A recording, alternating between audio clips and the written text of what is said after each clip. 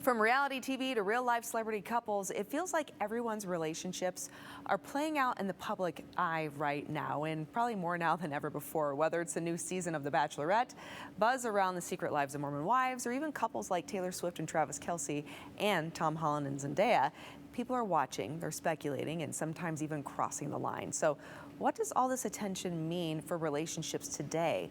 Joining us now is relationship coach. We have Lauren Salon. So great to have you here, Lauren. Thank you so much. I'm excited to be here. All right, let's get into some of the juicy gossip. Okay, so it feels like relationships are very, very public, maybe more now than ever. Why, Lauren? Why are we so fascinated with other people's love lives right now? Yeah, well, I think that's something we've been fascinated by as humans for a long time, but now I think we're very much living in a time where so many people live so much of their lives through screens, whether it's social media, working a lot, whatever it is.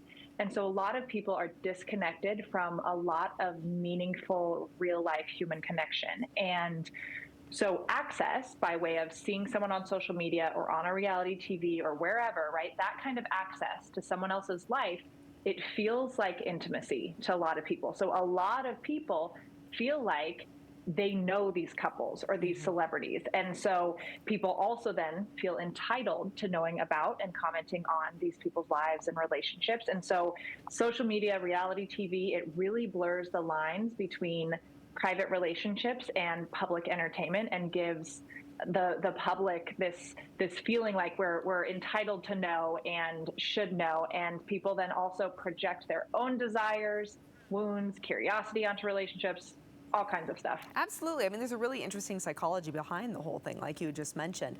But, shows, though, like The Secret Lives of Mormon Wives, they really put relationships under a microscope.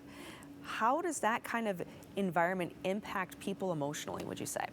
Yeah, absolutely. So when you are being watched like that, it puts so much more pressure on things, right? You've got all this judgment coming in from the outside, which can create a lot of anxiety, a lot of defensiveness over explaining all of that.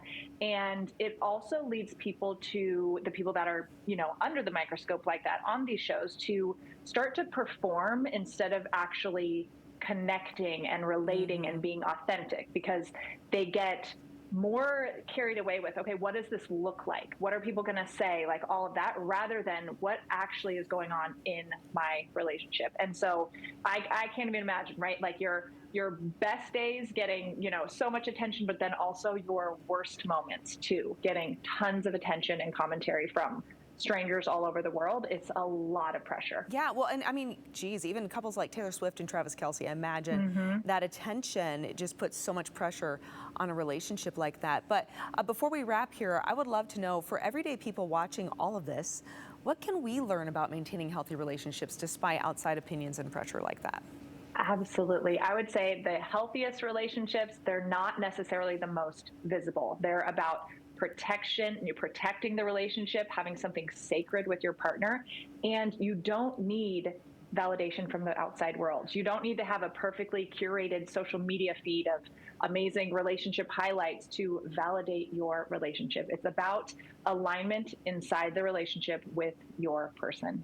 All right, alignment inside your relationship with that person. That's so perfectly put, right?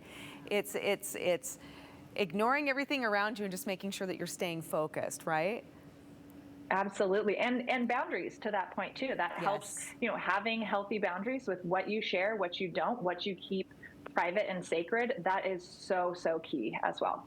Private and sacred, yes. I mean, I know we have so many Swifties out there that just love to follow along on what's happening. Is there going to be marriage? What's going on? But at the same time, though, I think Taylor is really good at setting some of those boundaries on occasion, and perhaps could be a really good role model for some of us. Absolutely. Yes.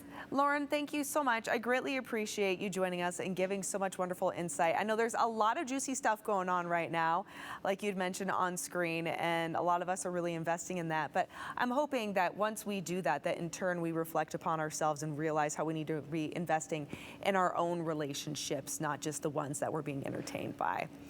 All right. Exactly. Yeah, thank you so much. Greatly appreciate it. And everyone, I hope we take this to heart, pun intended. We'll see you soon, Lauren. Bye-bye. All right.